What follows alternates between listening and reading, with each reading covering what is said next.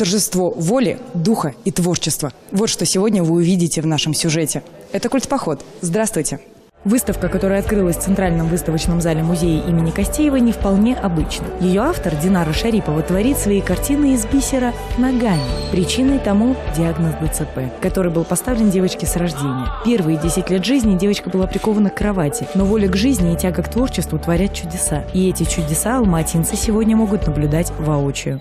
Была создана вот такая творческая артель для людей с ограниченными возможностями, где они могли проявлять свои таланты. Динара – одна из наших ярчайших звезд.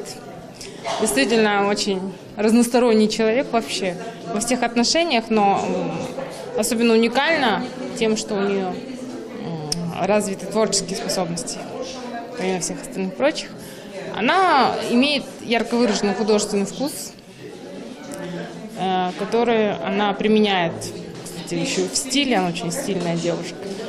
И, естественно, в искусстве. На выставке представлены 15 картин, вышитых бисером. И это результат 3-летней работы. Помимо творчества, Динара Шарипова завершает свое образование и параллельно работает на дому по своей будущей специальности в банковской сфере. Она с маленьких лет, она же до 10 лет не сидела, до 10 лет как-то лежа рисовала.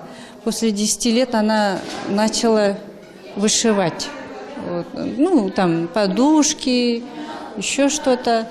Потом уже попозже, где-то 13-14 лет, она где-то видела или что, не знаю, она начала вышивать. Она попросила меня, чтобы я купила бисер и начала вышивать. Ну, она, конечно, медленно вышивает, но получается у нее красиво. Она аккуратно делает все это. Даже я не умею, мама, руками. Она вот такая у меня. Помимо действительно искусно выполненных работ, на этой выставке мы можем наблюдать пример небывалой силы воли. Наглядное доказательство того, что когда человек действительно чего-то хочет, он ищет возможности, а не оправдания. Хочется пожелать Динаре успехов. Она, зрителям ее первой персональной выставки, такой же воли к жизни, как у нее. Анастасия Медунцева, «Культпоход», Алматы.